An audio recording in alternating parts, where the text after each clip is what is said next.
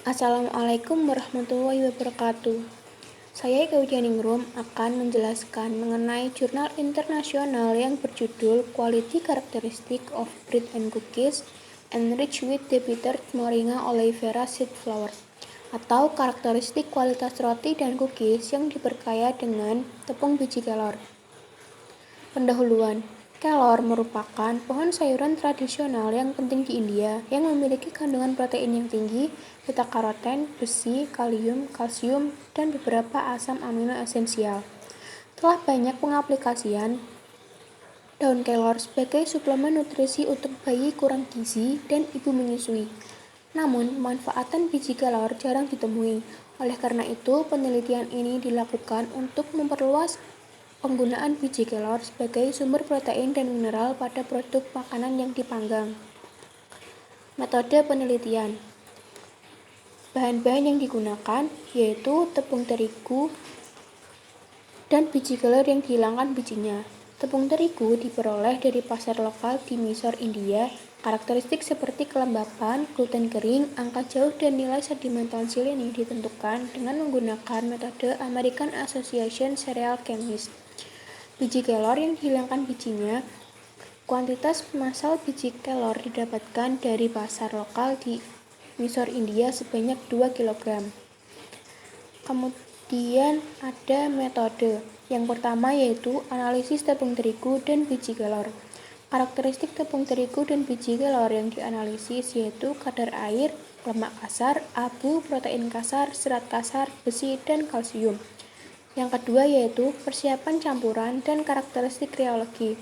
Campuran dibuat dengan mencampurkan tepung terigu dan tepung biji kelor dengan perbandingan 100 gram banding 0 gram, 95 banding 5 gram, dan 85 gram banding 15 gram. Kemudian yang ketiga yaitu persiapan dan evaluasi roti.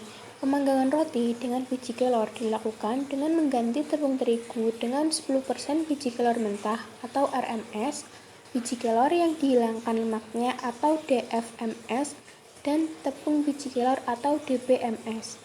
Kemudian yang keempat adalah persiapan dan evaluasi cookies. Perlakuan pada ukuran partikel cookies direduksi menjadi ukuran 140 mm, 400 mm, dan 800 mm yang kemudian dinilai sifat sensoriknya. Untuk persiapan dan evaluasi roti dan cookies, atribut sensorik dinilai oleh sekelompok panelis yang terlatih. Kemudian yang kelima yaitu analisis kimiawi roti dan cookies. Roti dan cookies dianalisis kadar air, lemak kasar, abu, protein kasar, karbohidrat, besi, dan kalsiumnya. Hasil pembahasan. Komposisi kimiawi tepung terigu dan tepung biji kelor yang sudah dihilangkan. Dapat dilihat pada tabel bahwa tepung terigu yang digunakan dalam penelitian memiliki 0,1% gluten kering, nilai sedimentasi 19 ml zeleni, dan angka penurunan 450 titik.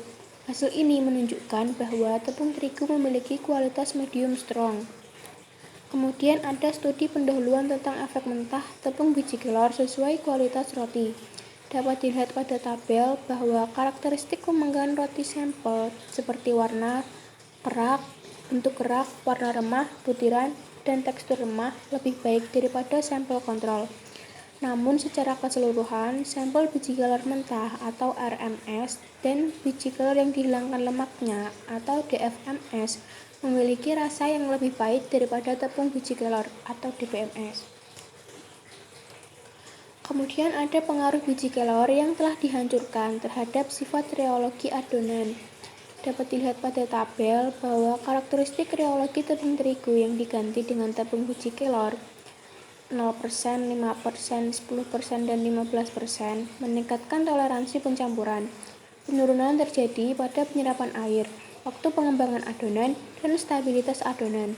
Namun dengan penambahan kombinasi bubuk gluten kering 3% plus 200 ppm asam askorbat plus natrium stearoyl 2 laktilat 0,5%, stabilitas adonan 10% tepung biji kelor meningkat dari 4 menjadi 9,5 menit. Kemudian ada pengaruh tingkat yang berbeda dari tepung biji kelor terhadap sifat fisik dan sensorik roti. Dapat dilihat pada tabel bahwa pengaruh dari 0%, 5%, 10%, dan 15% tepung biji kelor dan 10% tepung biji kelor plus Ca terhadap kualitas roti terlihat bahwa penambahan jumlah tepung biji kelor dari 0 menjadi 15% mengalami peningkatan yang berpengaruh pada volume roti. Volume roti menurun dari 555 menjadi 440 ml dan nilai kekokohan remah meningkat dari 450 menjadi 2,285 gram. Komposisi kimiawi roti dapat dilihat pada tabel bahwa sampel roti dengan tepung biji kelor 15% memiliki lebih banyak protein, lemak, zat besi, dan kalsium daripada tepung biji kelor 10% plus Ca. Meskipun sifat fisik dan atribut sensorik menyajikan 10% plus Ca sebagai produk yang lebih dapat diterima pada tepung biji kelor 10%, tidak ada perbedaan yang signifikan antara protein, lemak, besi, dan kandungan kalsium pada sampel. Kemudian ada pengaruh taburan biji kelor mentah dan tepung biji kelor terhadap sifat fisik dan sensoris cookies. Dapat dilihat pada tabel dan gambar bahwa pengaruh penggantian tepung terigu dengan 10% biji kelor mentah dan tepung biji kelor sebagai topping menunjukkan karakteristik fisik cookies seperti tekstur, kerak, remah dengan sampel biji kelor mentah, terasa pahit, dan tidak dapat diterima oleh panelis. Kemudian ada pengaruh ukuran partikel bubur jagung biji kelor pada sifat fisik dan sensorik cookies. Dapat dilihat pada tabel dan gambar bahwa sampel dengan 10% tepung biji kelor dengan ukuran partikel 800 mm dibandingkan dengan kontrol dalam skor sensorik total 55 untuk bubur jagung dan 61 untuk kontrol. Kemudian ada pengaruh ukuran partikel tepung biji kelor pada warna permukaan kerak cookies. Dapat dilihat pada tabel bahwa untuk warna dari cookies kontrol tidak jauh berbeda dari cookies yang memiliki ukuran partikel 800 mm.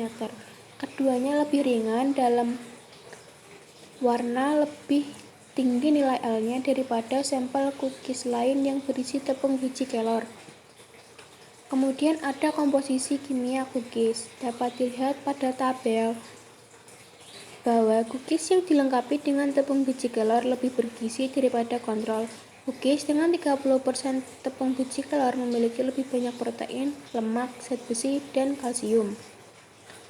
Kesimpulan, pencampuran tepung terigu dengan biji kelor yang diproses pada tingkat yang berbeda ditemukan untuk mempengaruhi sifat organoleptik dari campuran roti yang berbeda, tetapi perbedaan yang ditunjukkan tidak signifikan. Menggantikan tepung terigu dengan tepung biji kelor sebagai bahan nutrisi dalam kue dan roti menjanjikan nilai tambah pada produk makanan yang dipanggang. Terima kasih.